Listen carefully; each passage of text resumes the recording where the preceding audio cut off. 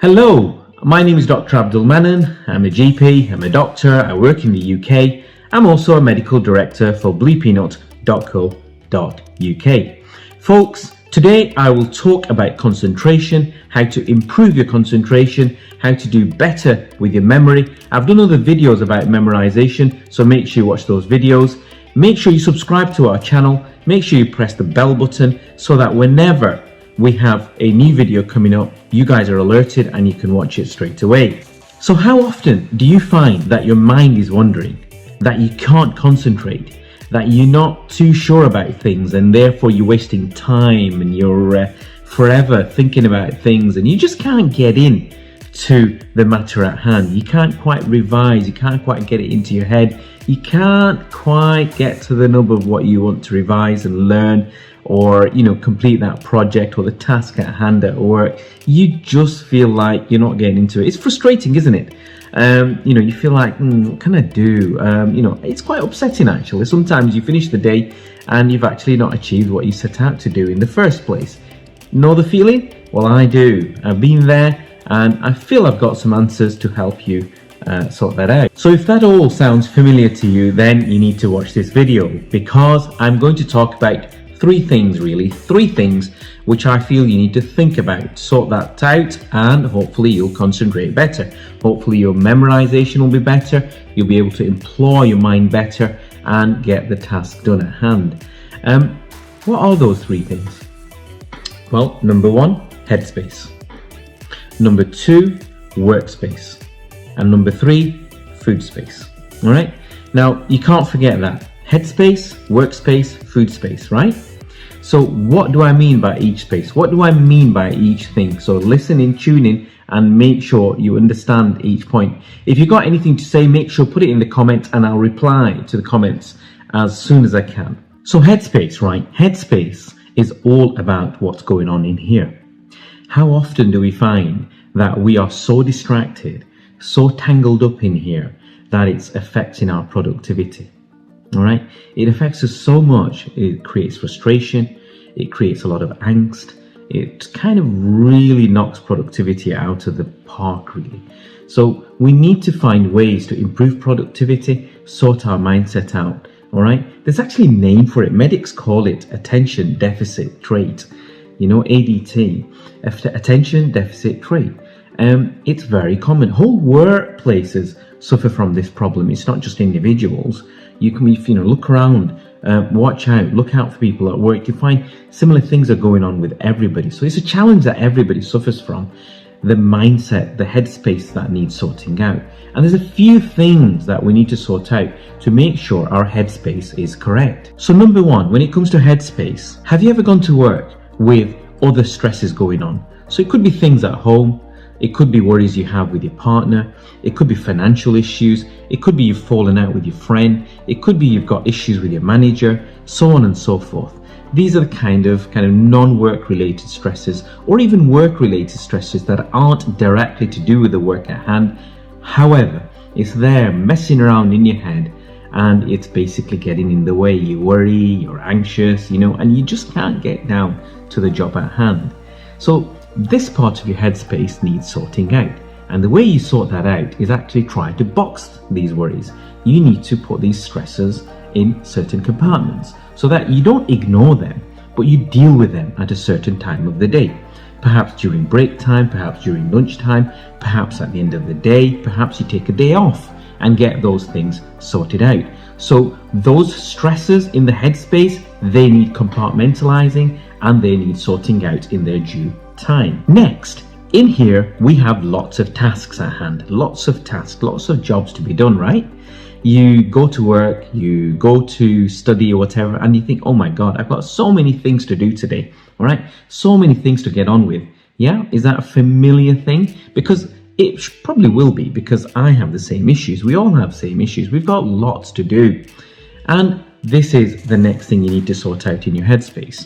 So when it comes to sorting out tasks, you need to try and organize them, okay? You need to kind of do them at a certain time of day when it's the right time to do it. So create a list, create a list that you can work through. Okay, some tasks need to be done, for example, in the daytime. Some need to be done at a certain time of day, like in the evening. Some tasks just can't be done at certain times. So there's no point worrying about that task at that moment in time. So what do? You need to schedule those tasks. You need to do them at the right time. What you don't want to be doing is doing one task then and one task now and one task there and dipping in and out of each task, half completing each one, and actually then you forget which one you've done. You think, have I done this and have I done that? So that way you're inefficient. Things get left half baked, half done. So you actually end up being less productive. So what the list will allow you to do is you complete one and then you move on to the next and the next and next and so forth. And you do it at a certain time. Most of us have smart phones these days, or smartwatches as well. Have you considered keeping the tasks on an app so that they're scheduled at a certain time of day or a certain time of the week or a certain time of the month or a year? Do you know what I mean? So that you do it at the right time. So quite a simple thing to do, easy to think about. Emails, all right? Emails. How often do you kind of leave what you're doing at hand and go to check your emails? And then you open up an email, oh gosh, that needs sorting out, that bill needs paying, or actually, oh, I forgot, I should have contacted that manager a few days ago. How often do these things happen when you open up emails? Well, this is another form of distraction and it messes up the headspace. So what you need to do is try and schedule your emails so that you look at them at a certain time of the day. It might be you open your emails first thing in the morning, or perhaps you do it during break time or at the end of the day. So what I tend to do is I tend to allocate 2 slots a day. I tend to do it half an hour before lunchtime and also half an hour before I finish for work. And that way I just rattle through the emails that I need dealing with that day and get them done. I do not go beyond half an hour. Otherwise, the danger is that you eat into your lunchtime or you eat into your social space at the end of the day. So you stick to the time of half an hour. You will deal with whatever you can in that time, whatever's important as well. Don't be kind of shy about leaving emails unanswered until the next day. If it's not important, then you can always come into it the next day and do it. All right. Sometimes I open up an email and I actually find, yeah, it needs doing, but it can wait. All right. So I simply unread the email. I unread it so that it's still in my inbox and it's there for the next day when I look at my emails. So that's something you might want to consider as well. Do you guys have your phone pinging away on a regular basis because Snapchat's gone off or TikTok's gone off or Facebook, Twitter and so forth has gone off, right? The number of times people access their phones, their apps or tabs or whatever on a daily basis just to access social media is actually quite frightening. Again, that's something else that we need to control. Just like I said about the email, how about controlling access to social media? Number 1, don't let it ping, all right? You need to go into your settings on your tab or your phone and actually on your computers as well, and actually switch off notifications for those apps. You don't want them to come and distract you when you're doing other things. So switch that off, all right? The next thing to do is schedule it. So when are you going to access social media, all right? Personally, what I tend to do, again, I have 2 slots in the day, which is just before that email slot. I tend to give myself about 10 minutes and I give myself 10 minutes after the when my work is finished. So those are the 2 slots. Sometimes I will dip in the evening, but that's in my own social time, in my own choosing. And again, I tend to be careful about how long I spend on there. All right. If you actually go into your smartphone, you can measure how much time you spend on your social media. It's frightening the amount of time you spend on it. So try and limit that, try and control it. I'm not saying it's a waste of time. It's brilliant for various use. You know, right now, you might be on social media watching my video. It's not a problem. It's just controlling it. Another thing that will help your headspace is prioritization. Remember the tasks I mentioned earlier on, creating a list?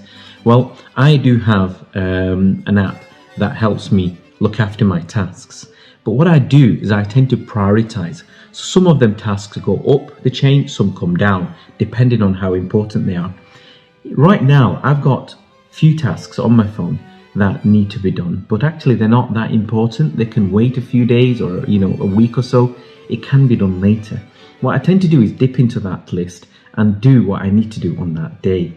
Anything that doesn't need doing can wait for another day. All right, it's very important that work doesn't take over, and same goes for when you're studying as well, so that you have time for work or study, but you also got time for family, for socializing and downtime as well. During the day, don't be scared of alternating. What I mean by that is you might have a task list. Have a look at them. Do, say, an intense task. Do a task that is quite intensive, quite involved, but then don't move on to another task that is just as intense and just as involved. Perhaps the next task should be one that's easy to do, one that's simple. It's a quick tick box exercise thing. So vary it. Do a hard task, then an easy task, then a hard task, then an easy task, like that. Some days, if you're feeling a bit under the weather, if you're not, if you don't feel up to it, stick to the easy tasks, get them done. All right. You can leave the harder tasks for another day. So don't be scared to vary tasks depending on how you feel, and on a kind of regular basis, alternate the intensity of the task.